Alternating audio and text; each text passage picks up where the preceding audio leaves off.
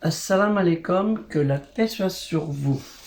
Je vais vous parler d'un verset du chapitre 5, Al-Maïda, le dernier repas du soir sur la table, épisode de la scène de Jésus, Isa ibn Myriam, avec ses disciples. Mais c'est pas sur celui-ci, c'est le nom du chapitre qui veut dire ça.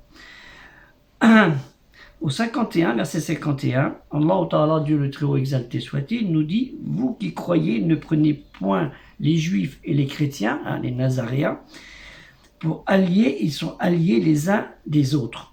Quiconque parmi vous, les croyants, nous, les muslimines, les musulmans, les mouminin, les croyants, s'alliera avec eux, finira par être des leurs.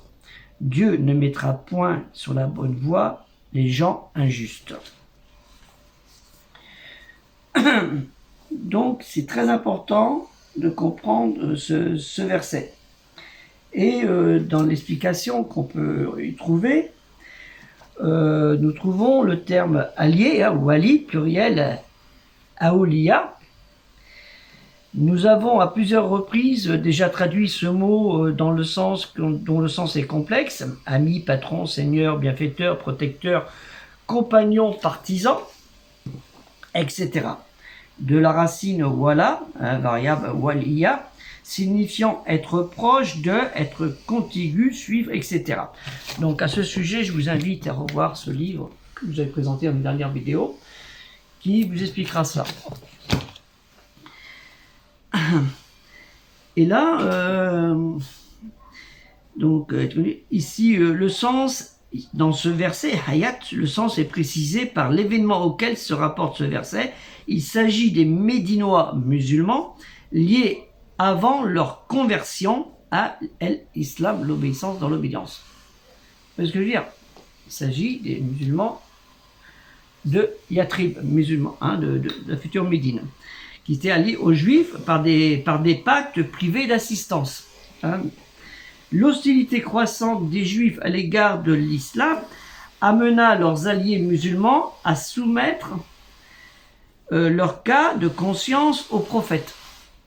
Mais pourquoi il y a eu ce verset? Ce verset les éclaire sur l'attitude qu'ils doivent prendre. Il s'agit donc d'une question d'alliance et non d'amitié. On retrouve cela dans Tabari, chapitre 5, 275 et suivante.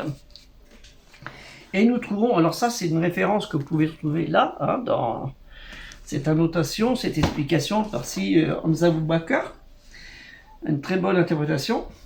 Et on va retrouver aussi dans Al-Qur'an, la traduction par Mohamed Ben Shekoun. Là, alors il faut que je retrouve la page parce que je l'ai perdue.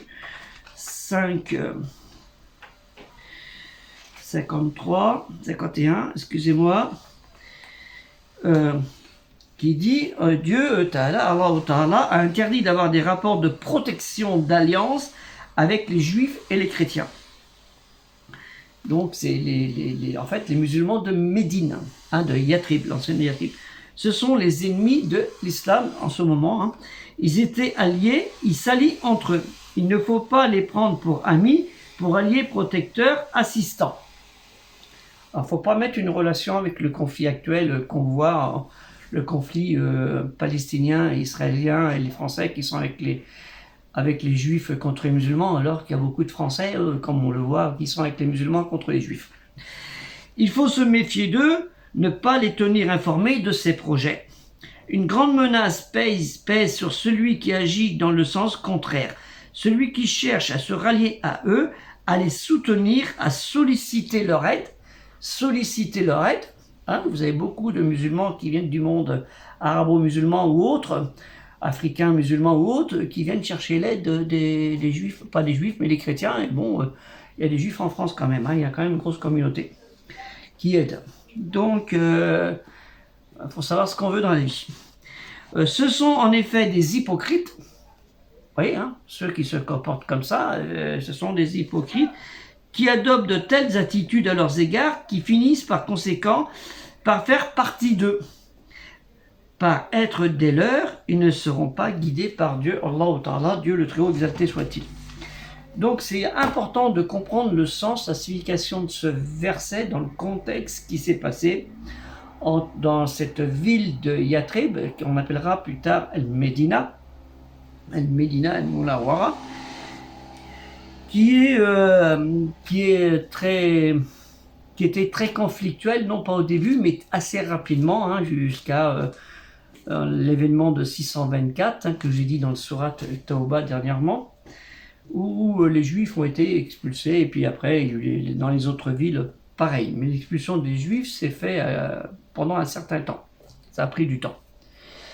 Que la paix soit sur vous, assalamu alaikum, et aider le projet culturel musulman universel, qui est une lampe, une lumière, non pas celle de Dieu, mais celle de notre petite connaissance, une petite lampe de poche, pour vous aider à comprendre, pour apprendre ou apprendre à comprendre afin de vaincre l'ignorance et toute forme de haine. Assalamu alaikum. Que la paix soit sur vous, naturellement.